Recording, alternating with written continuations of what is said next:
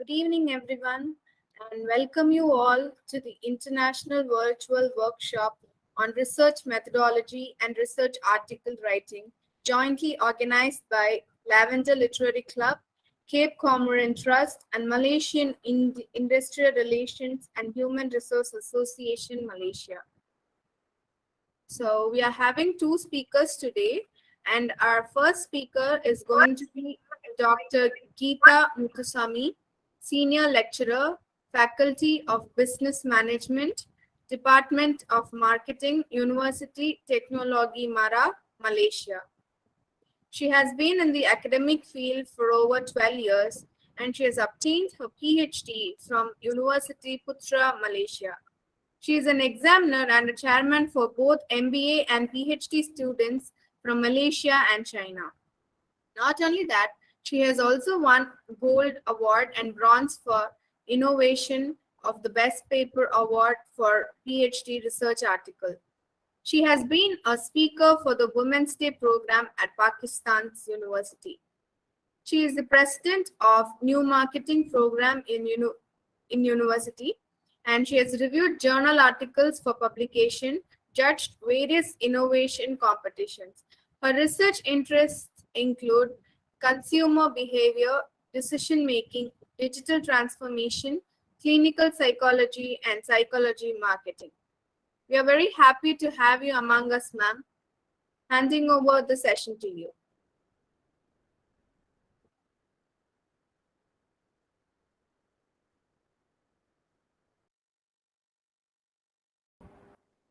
Can I start? Yes, ma'am, you can start. All right. Thank you, Ms. Jefford. Is it? What's your name? Jefford Risha. Right. Thank you. Let me share my screen. Good evening, everyone. First of all, I would like to thank the organizing committee for actually giving me the opportunity to be speaker today to share. I would say I'm not sharing my expertise because I believe that no one can be an expert because learning is a continuous process. So I'm here to just share my knowledge, and that obviously I welcome any of you to comment or to top up of whatever I'm actually going to present today. And on top of it, you are actually welcome to give your own ideas, because I believe that ideas are different with different capabilities. So you might have your own way of conveying your ideas to me. All right. So thanks for this opportunity to the team. And the topic that I'm actually going to cover today is the most crucial, important, and essential topic in writing a research story, because without understanding literature, we will not able to even start our research. All right, we don't know where to start. We don't know where to continue our research. We don't know how to present our research. So here I'm actually going to present on the how you're supposed to understand a literature review. Okay. Moving on to the next slide. Right. As my content, I'm not going to give you 5 steps of doing a literature review, 6 steps of doing a literature review. These are based on my personal experience of conducting a research during my PhD. So what are the struggles and how do I learn by myself before initiating a literature review, initiating a research? How do I get to find my topics? And it can happen anywhere of these studies. So basically, when you want to conduct something, you have to know why, what, and how you're going to do it. And finally, the battle of writing a research story. So, Doctor, we cannot see your screen. You can't see? We cannot see your screen. Now? Can you see? No, we can see that you are presenting, but there is no slides. We cannot see the slides. All right, let me share again.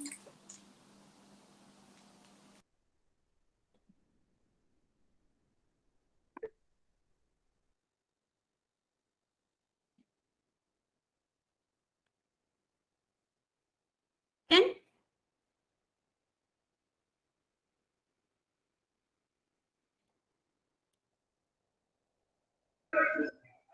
Doctor, can you please enlarge your screen?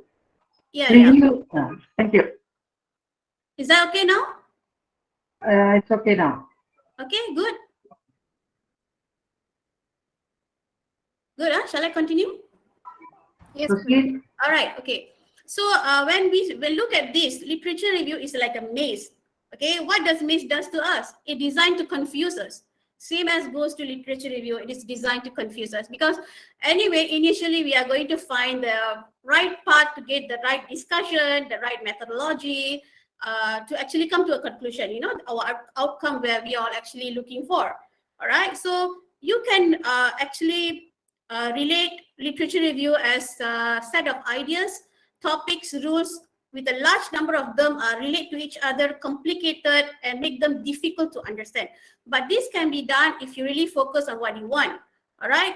And unknowingly, if you realize, we are all good researcher actually. You know, in our daily life, we are actually applying literature review. You know, for instance, in an argument, you try to dig and create the past, recall the past, and relate with the current event, current situation, and you predict your future. You are a great literature in your daily life, right? Unknowingly. But when it comes to putting it in a paper, you have to focus on what you like. All right. So literature is review, research is happening in your daily life unknowingly, actually. All right. So it's not that difficult for you to understand what is literature review is all about. Okay. So importance of literature review. Why do we actually do literature review? Literature review, okay, let me ask you this. When you do a literature review, in every our research, our write-up, we have separate chapters, right? From chapter 1, chapter 2, chapter 3, introduction, problem statement. You have one chapter for literature review. But if you realize carefully that one chapter is not literature review, literature review will begin the very initial stage of your writing, from your introduction, your background, your problem formulation, your methodological, everything is literature review, right? So it consists of overview and summary and evaluation critiques of the current, past state of knowledge of any area of research. So what you're supposed to do here? You're supposed to narrow down your problem. This is the problem that every scholars are facing because they don't really understand and they don't really know how to tackle certain issues and bring it down to their research. So mainly what you have to do is you focus on one thing, all right? Because ideas are everywhere. Ideas are flowing everywhere. You just need to focus on one thing. So here, literature review, they actually discusses the theories, the gaps, the methodological issues, and importantly, the suggestion for future research. This is where the suggestion for future research, you actually going to get your ideas. All right, because when you're looking through the past papers, you're going to get ideas of how you're going to write your story, your research. But always remember that you must have interest in what are you going to research is all about. Not because my supervisor say I have to do for this research. My colleagues are doing this. This is much more easier. Trust me, there's nothing easy. All right, unless you have the interest and you have to put your effort in. Okay. So literature review is the essence, the foundation of your research and must be taken to tell a research story. You have to enjoy writing. You can't do research if you don't enjoy your writing. So it has to be like a storytelling. You have introduction, you have the body, you have the conclusion. You must have logical appearance. Must have sequential appearances. You know, you must be critical. You must critically analyze and tell the story to people. So when people read your story, they understand that you know, it's interesting, you know, what's next, you know, like watching a movie, you know. So the way you convey your message is very important. And remember that when you do your write-up, you might be you wanted to tell the same thing in every page, you know, not every page, every chapters. But you can actually tell the same thing in every chapters, but in the conveying the messages in different way. So therefore, what you have to do, you have to read a lot actually. You have to read a lot and understand how the past scholars, prominent scholars actually narrate their stories. So story narrating is very important and straight to the point. You don't have to repeat words, you know, straight to the point, because this is what research actually We are not going to write a novel, right? So it's a research, it has to be straight to the point. Include or exclude password. You establish a context for your work. So in literature, you have to have a context. Context here means the domain of your studies, the issues. What are you focusing on? Let's say you are going to do a study on consumer behavior, perhaps rational decision making. All right, you say rational decision making, you get a model, you do a rational decision making model. What are your contexts? Are you going to analyze baby boomers? Are you going to analyze cosmetic users? Are you going to analyze food consumption? That is context, the domain of your study. So be specific of what you're doing. Don't don't scatter yourself around. Okay, highlight its potential contribution to the field. This is what is research all about, and extend the research story. So perhaps you're going to extend the models or the framework. Okay, which part you're going to extend. And remember that risk of missing literature, which is not available via electronic search, including older search, can be minimized. All right. You have studies, they say that in research writing, you must have 5-year studies, right? The latest 5-year studies. Yes. But how about those studies that have been done like 20 years, 30 years ago? Do we need to include that? If you ask me, from my point of view, we need to include that because those are the pioneer of the study.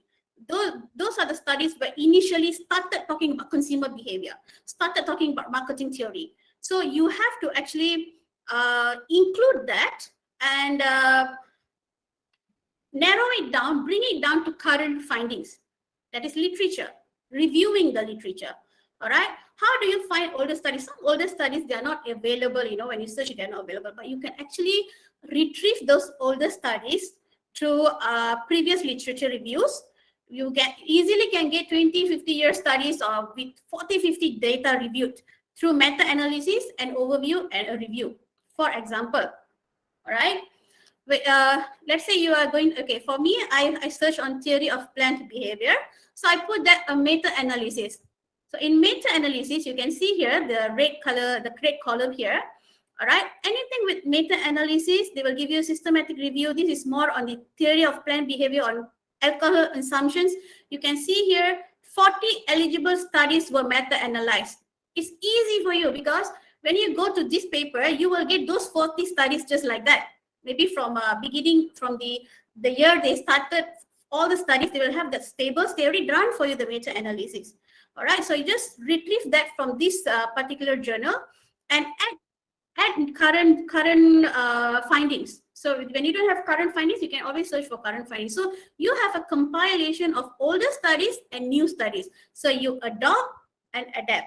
In research, you adopt, you adapt. Okay. So same goes to a meta-analysis, a review paper, and overview. These kind of papers with this title will actually give you years of studies or data which you can easily retrieve from these studies. So this is actually one of the tricks that I learned when I was doing my PhD as well, because this makes my life easy because I don't have to go and look for 40 papers. Right? I save time here. But if I want to look into one paper which I'm curious about, I can just click on that. Okay. Right. Next, before you start, be precise with your research lead. Look for an important aspect on the field of research. Right. A review article may fall into one of these 4 primary categories to focus on. Right. How do you actually formulate your gaps? Okay. So a historical overview of some facets of the field. It focuses on examining research throughout a period of time.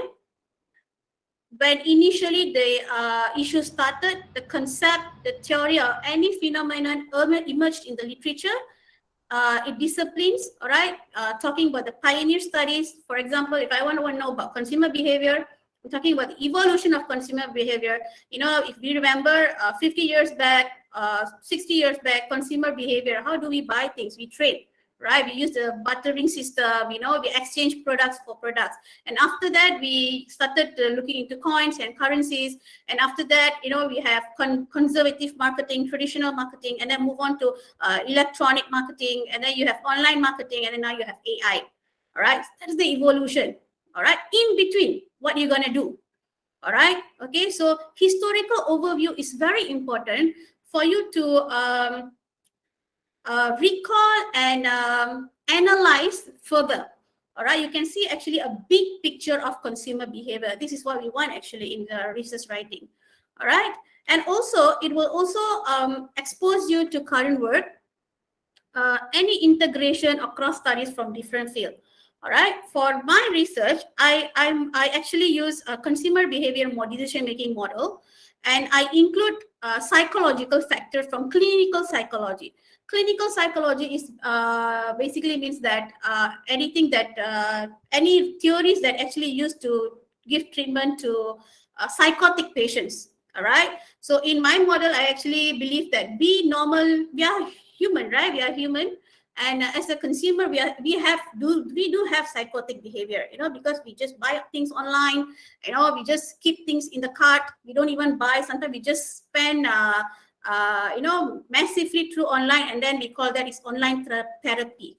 All right, so these are what psychotic behavior, you know, is all about. So this is why I immersed in my study. So I actually do cross studies from different fields. Actually, this is one interesting part of doing cross studies. Like Prof. Bala had mentioned to me, we can also merge human resource with marketing. Actually can be done because every field dealing with humans, and humans have different psychological behavior. So when we try to integrate, and someone asked yesterday on how to increase the H index. By integration across studies, you know, you do different disciplines can actually increase your H index as well, because you're actually committing new studies, integrating new studies, new disciplines, new outcomes, new findings. So that will be quite interesting. Okay, and if it doesn't work, that's okay. You attempted, you tried. Okay, so that is current work. Literature review also will give you the importance of current work. And theory, the third one is theory and models. Okay. Theory and models, like yesterday, Dr. Madan, he mentioned on theoretical framework and conceptual framework.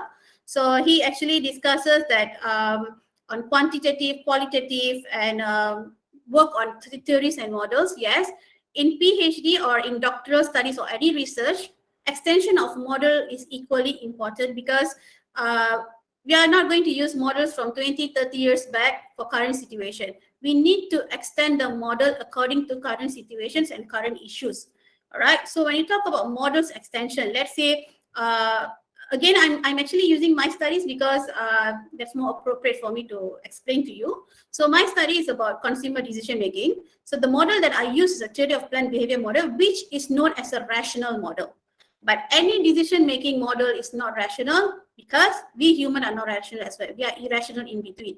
All right. So I try to prove that we are not rational. Okay, the model can't be rational, can't be used for any other purposes. So try to incorporate irrational factors. So you have to read a lot to actually know what are irrational factors, which I actually found from clinical psychology theories, different theories. All right. So you have extension of theory or model. You use underpinning theories. Underpinning theories means all those big theories, you know, like from initially they start until they, you know, they have done a lot of research work, and then the model is quite big, like theory of planned behavior, resource-based view theory, RBV theories, all those underpinning theories, big theories. All right, and you try to connect with minor theory.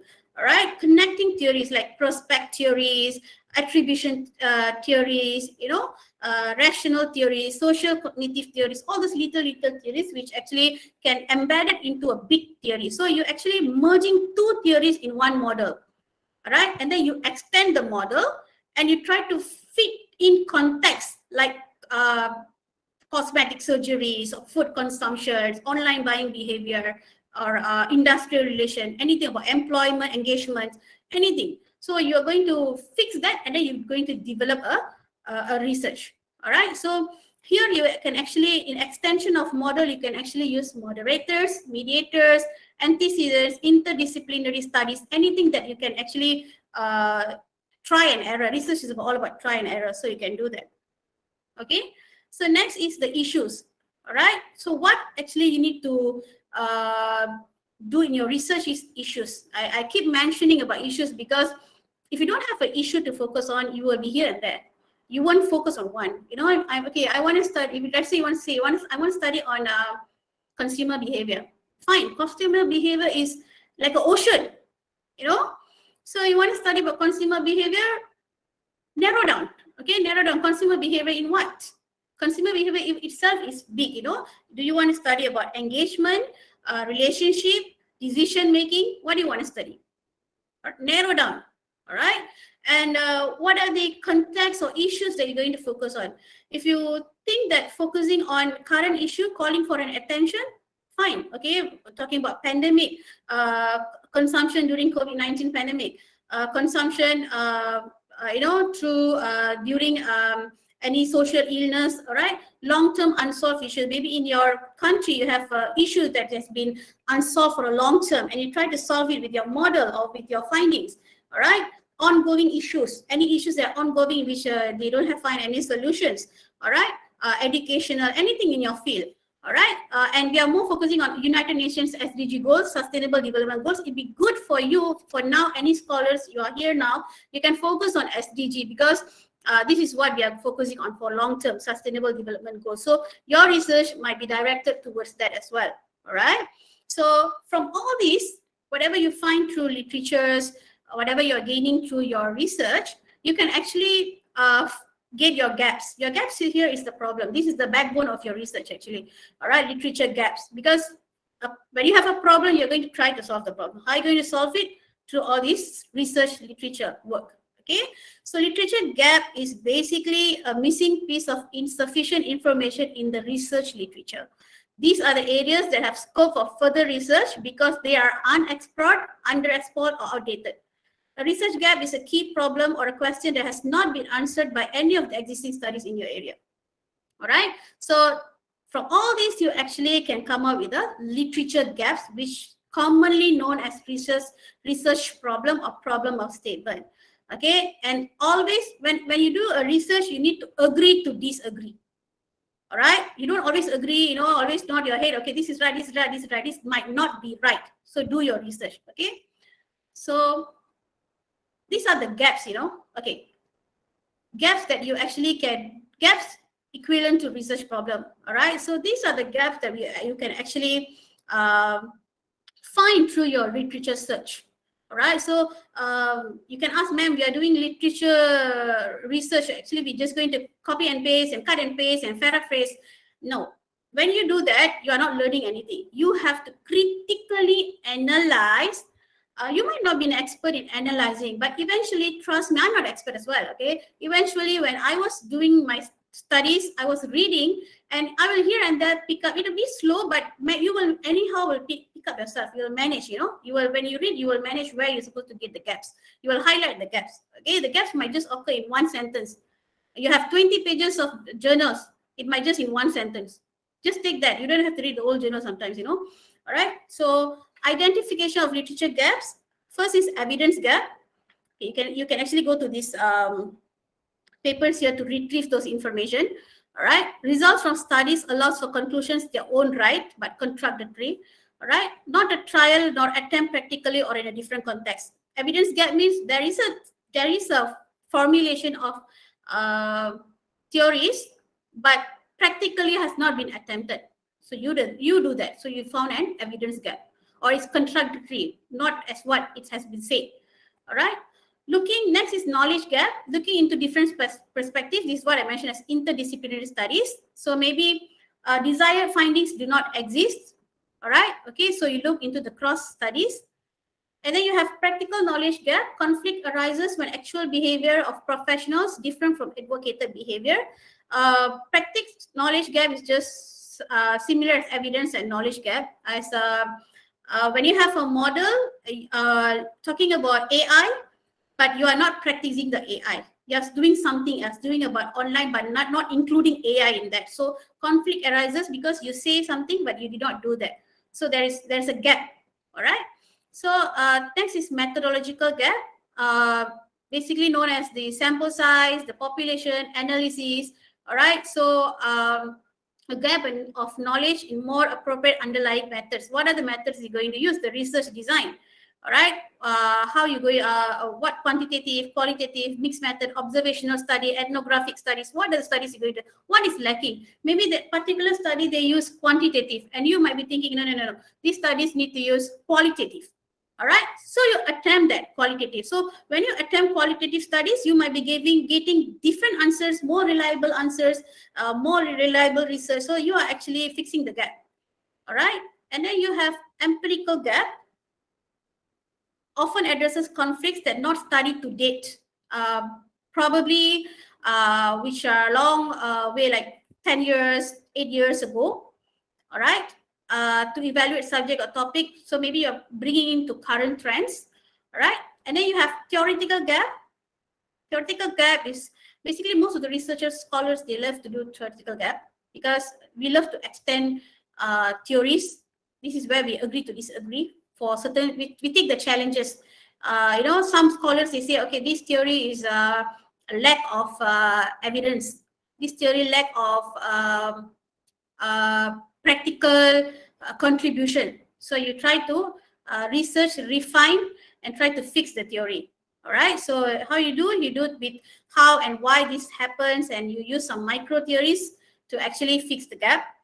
All right, and then you have population gaps. Certain studies they have done in only rural area, urban areas, or certain income of people, or not focused on Middle East, not focused on comparison studies. Maybe they do not focus on females, only focus on males. So now you're going to bring in some extra information. So these are all can be your potential problem statement.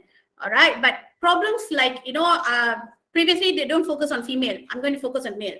That is not a major problem statement. That is a minor problem statement. Okay. So you have to be exactly know what you're going to do and how you're going to communicate your gaps to people. All right. So make sure you have found an interesting problem here with current situation. All right. Okay. So what these findings actually can help you. Okay, these findings here, it will enable to extend the model and theories from different perspectives, integrating the theories, and also able to extend model and theories towards new context. Okay, previous model only focus on maybe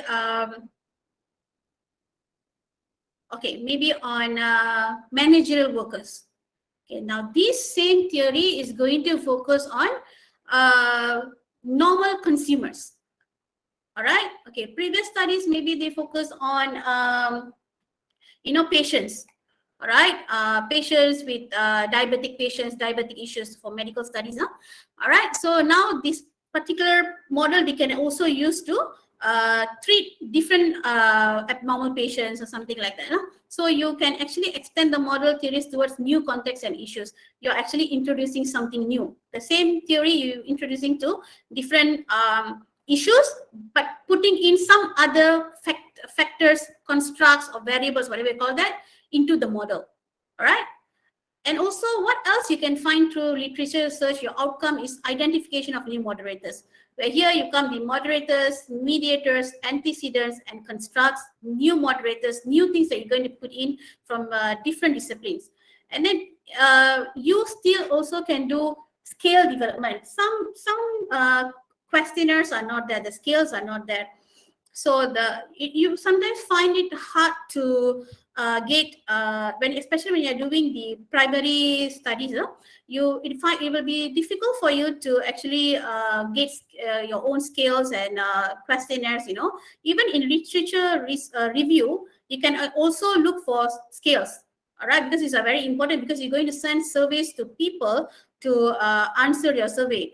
So in that manner, you need to identify scales that has been used several times and in which context they use the scale.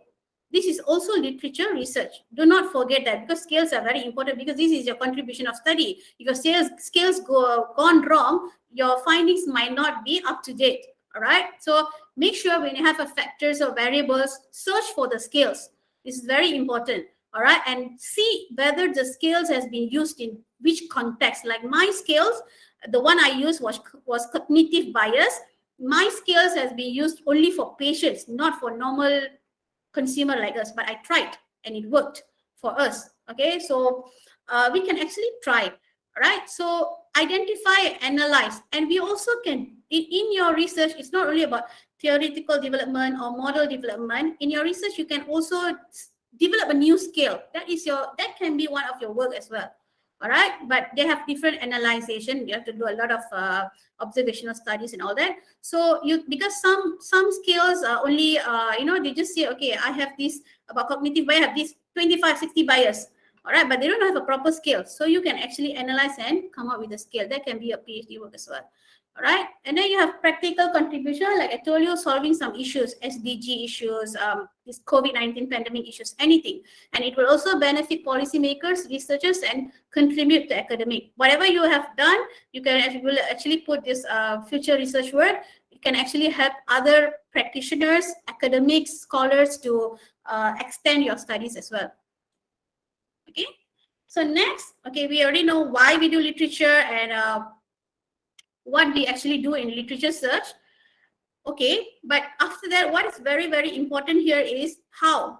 All right, because you know that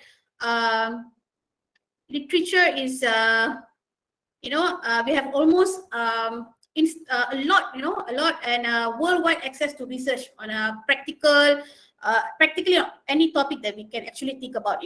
So most literature review are limited, and purpose and the time it differ. However, to ensure that you get the literature that you need to focus and limit the number of search.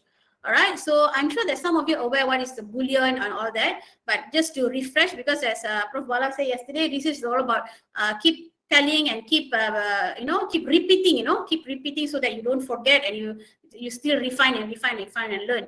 All right, so first is Google Scholar. Okay, so use Boolean keyword search process that allows user to insert words, phrases such as and, or not limit to, broaden and define search results. So when you I am searching here for cognitive bias and marketing. So my search will actually come with cognitive bias and marketing, nothing else. If you put or, it will come either one. Not limit to, it will exclude what is not limit to. And here, if you see the arrow here, you can actually search for the time when you want, which custom range. You have advanced search as well. You can actually play with this around and search for the time frame of the papers that you're looking for. All right, this is Google Scholar. In my studies, actually you have a lot, right? You have Science Direct, you have from your own institutions. All right, some are free, some are paid, and you have PubMed. You have a lot actually. But believe me, I only use Google Scholar during my time. Just 5 years ago. All right, I use only Google Scholar because in Google Scholar, I can get the latest papers. I also can know which are the journals I'm looking for. I have Emerald here. So if I want to click here, I know the Emerald is here. All right, so I use Google Scholar. So I'm not here, and then I do use some other search, but I can say that 80% I use Google Scholar, right? So it helps you to identify highly cited papers and high-ranked journals. If you look here, you can see all the arrows here, cited by 72,226. Okay, if you want to take this paper, you can take by split risky, you can take important points. All right, you see, you also can see that by which, if you're looking for papers from prominent journals. So you believe that prominent journals actually give you valuable insights. All right, so look for Elsevier, you can look here.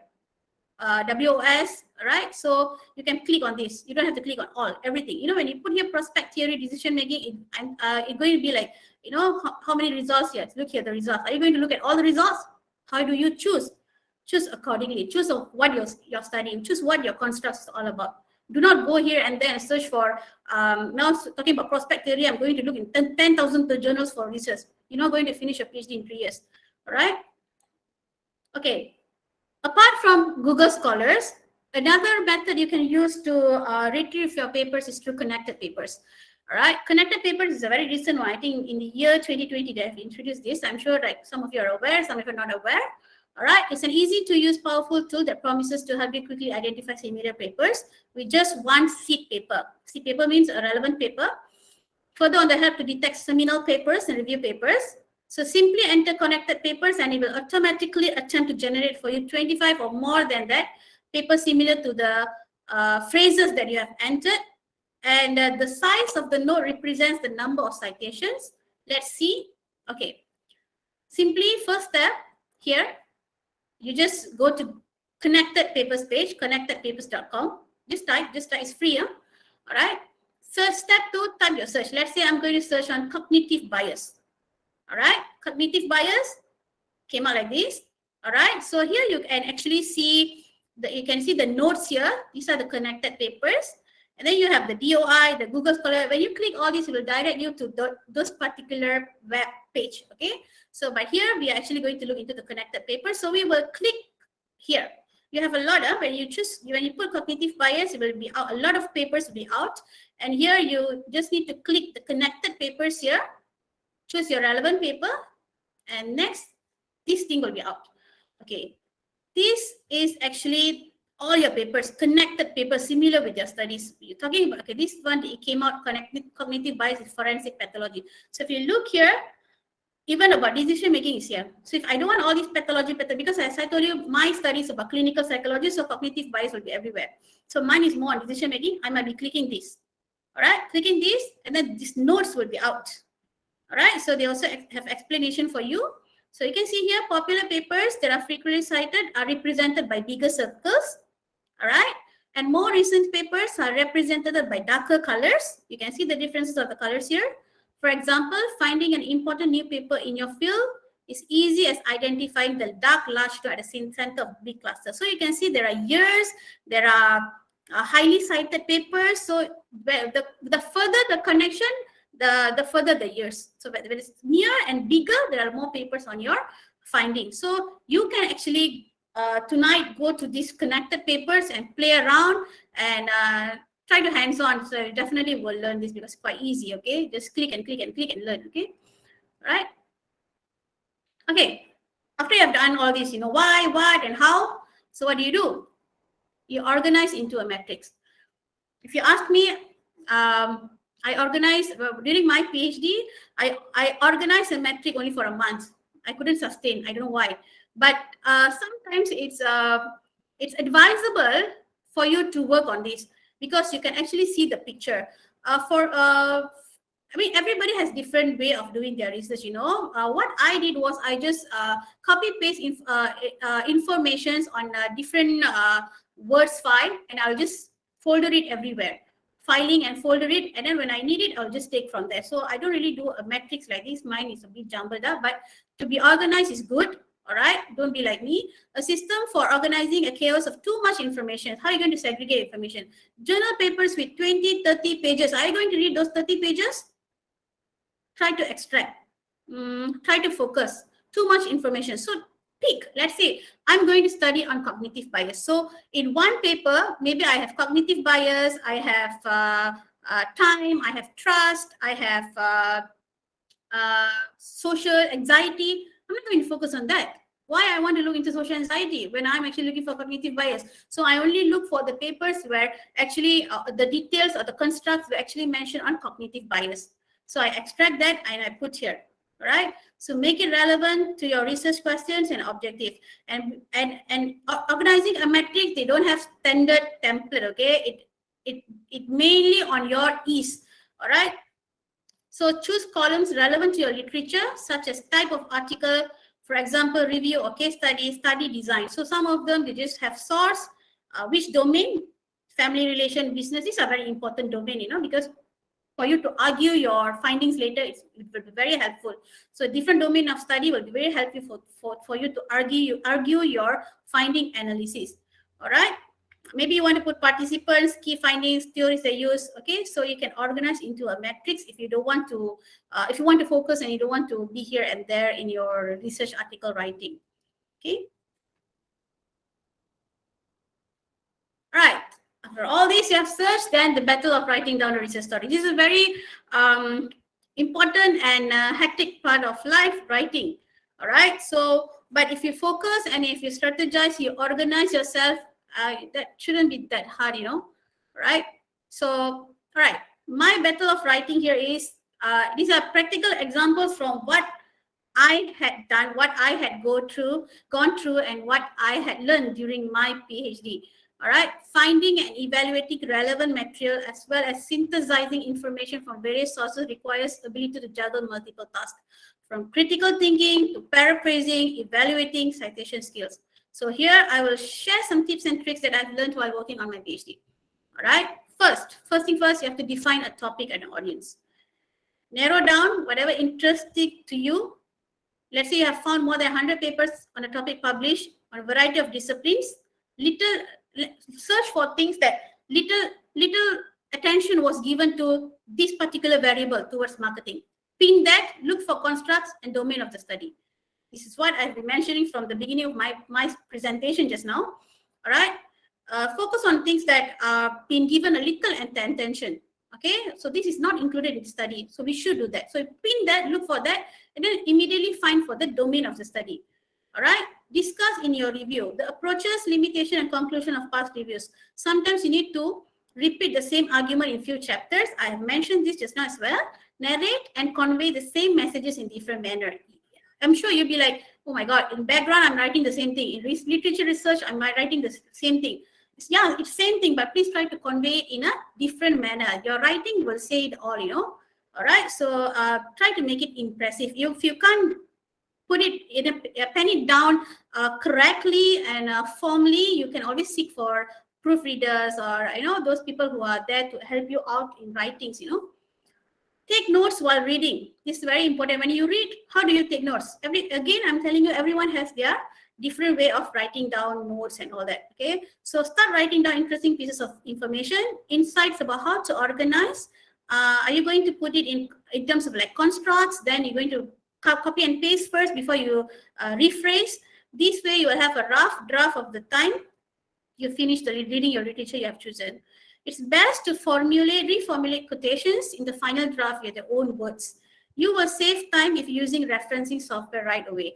When you extract from the journals, when you extract information, make sure you have your citations there so that after you completed your 500 or 400 pages of your work, then you started looking for the citations, and you need to manually look for each and every pages. That will be a bit hectic, and that will be that will actually pull you down sometime, you know. So try to work from the start.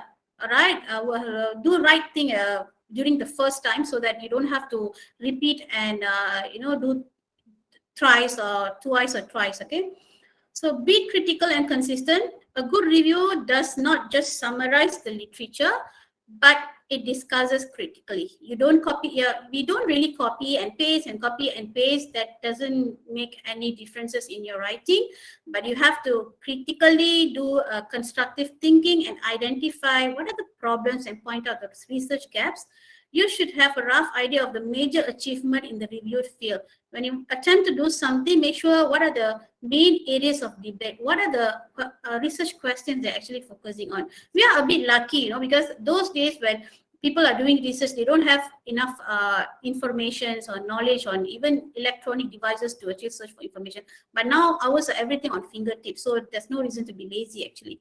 All right, so you can also look for types of research questions people actually you know, pointing out and writing down. All right, next is find a logical structure. A good review has a number of telling features. Storytelling, again, it's worth the reader's time, timely, systematic, well written, focused, and critical. A good structure need to be logical, synchronized, and sequential. Do not be here and there. Tell a story, right? Read what is relevant to your study. This is very important. As I told you, we have hundreds of thousands of search.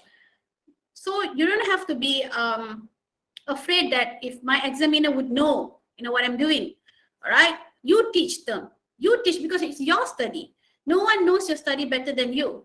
And you must know where to stop. Stop looking for things everywhere, you know, so you know where to stop, because you'll go crazy. All right, it's your study. Do not write something that you can't explain. Again, here, you know that is part of your study, but you can't explain. Do not write that. I mean, do not put yourself in trouble first. Put it aside, and after that, if you can explain, you put it in.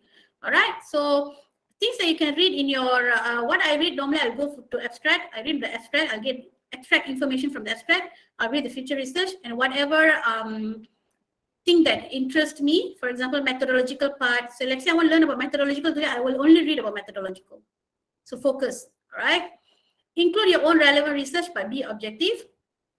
Okay, it has to be practical and theoretical and practical. So you have to include objective and subjective. So producing a well-organized methodological review which flows well and provides a service to the readership should be possible to be objective reviewing in one's own relevant findings. So argue your findings, argue your examples. All right. Be up to date, but do not forget older studies. Refine your literature from time to time. Update your final presentation to the latest findings. You are doing research or PhDs for 5 years. For 5 years, yeah. And you have to find possibly 5 years data, right? Recent 5 years. By the time you finish, it's already more than 5 years. So how about the recent study? So even when you're submitting your thesis or whatever, you still search for some 2 or 3 pieces of information and slot in. So you have the very latest studies. Okay, this is what I learned during my Viva presentation as well. All right, your 5 years might be obsolete by the time you complete your studies. It's okay if you complete your studies within 3 years. So how if you complete after 8 years, right? Okay, and a part of all this, you need to have a good discipline, and most importantly, practice digital detox. Put away applications, apps, whatever is not benefiting your life. When writing, you have to be focused. Okay, so you have to practice digital detox, away from delete applications which are not important and will be very much time consuming. All right. And most importantly, when I say agree to disagree, you have to be open-minded and able to accept criticism. You are not always right. You know, we have to be humble in doing research because we are all learning, in the process of learning. All right. So the basic failure is fear of unknown. Okay, we attempt to do something that had never done before, and we call it off because no one has ever tried, you know. But you will never know. Maybe you are the first person to initiate that great idea. So keep working and progressing and never give up in writing. Okay, so if you want to have some good reads of literature reviews, you can actually always look for these papers, and there are plenty of papers actually, but this actually caught my attention.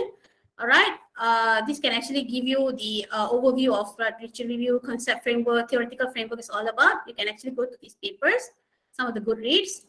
All right, and before you start, make sure you ask yourself these questions. Are you doing a proper literature studies, right? And that's all for my presentation today. Thank you, and rest well, because if you are doing studies for 2-3 days or 4 days, rest for 2 days. All right, because at the end you are not going to walk like a zombie, right? So make sure you rest well as well. Thank you. Dr. Gita, Yeah. sorry I joined very late. I have question for you. Is it okay now? Yeah. Okay, I'm driving. I cannot open my camera. Okay, I'm driving now. No problem. All right. My question. You're talking with literature review. Okay, a lot of postgraduate students, struggling with how long the literature review supposed to be, because it depends on the study lah. Some study like quantitative. I examine the thesis. Only 120 pages. Only 100 pages. Okay. Most of the student, the thesis, when it comes to literature, they don't know where to stop. They just write, and they don't know which one they're going to pick up. And they don't stop. They keep on repeating, and they submit the thesis. So can you give a tip how to write a good literature review in the chapter 2, which drive the method, because in this seminar talking method. So, and then how relate to the finding. So normally they're having problem when they write literature review. When come to the finding, they don't know how to relate back to chapter 2. That's a major fault I saw in any research, regardless of master or PhD, even degree. So can you give us some tips how they relate back to the finding and discussion? Yeah, Prof. Thank you for the question. Okay, and then they come up with if a PhD new model lah. or masters, you just understanding. Okay, okay. Yeah. Okay, for literature search, as I mentioned previously in my presentation, they actually must know where to stop, because I understand, because I have been going through the similar problem, how to relate. So when we are doing our chapter 2 literature review must be very, very concrete. In our chapter 2 literature review, we need to explain past studies, present studies, any studies that been done in any other domains, methodological, everything need to explain in chapter 2. So when we are doing our finding analysis, we can actually extract those information from chapter 2 itself, but conveying it in a different manner. I understand that when students actually they are doing their write-up, they find problems because when I go to the analysis part, I have to get new information. It's not like that. You actually can get the information from chapter 2 itself if your chapter 2 is solid. So make your chapter 2 solid, the literature research. Everything has to be there. Everything has to be connected. So just retrieve the information from there and put in your analyze and finding. Because prof analyze and findings, you don't need to have longer explanation. You just straight to the point. Why these findings? What are the outcomes? What the previous finding has been done? What is contradict with previous findings? That's all. And as I mentioned, you know your study better. So when you're explaining your studies, you can actually relate with chapter 2. And about the pages, 120 pages, it depends on the school of thought. Some they have the number of words that you limit to that. And sometimes in your problem statement, you don't have to include all. But some school of thought, they say you have to include the variables, gap, all the gaps have to include. But some, they only has to include the main research gap. So it depends on the school of thought, Prof. I hope I answered that question. Yeah. Thanks. Because some quantitative study like econometric, I saw some my friend University of Wollongong, only about 150 pages. Some of them 200 pages. So I think the pages not important. It's actually how you drive your research question and then problem statement, and then how you go to write it. Yeah. So it depends on the school of thought also. And actually, it's not about the length, the information. Length is nothing actually. You can actually convey 2 sentences, but straight to the point is good enough. Actually, I want to know, when we do a search on the Google Scholar, which query we should write so that we would get the effective results on the basis of that query. It depends like if I want to search on the topic cryptography, so we write something like cryptography, then a lot of papers come into the come against this particular cryptography, then those papers are not relevant to the particular topic, and cryptography is applied in the multiple domains. So if I want to just search in a particular domain, so at that time, which type of query should I write so that I can get only the that type of papers which I actually want for my study? Okay. If you know what theory you're searching for, you can directly search the theories. If you do not know, maybe for your crypto, you have like 50 theories, right? Okay. So what you do, you type crypto and theories. So it will crypto and theories. So it will relate with the theories that you are searching for. You will come up with few theories. You have to read and analyze which theories are applicable to your studies.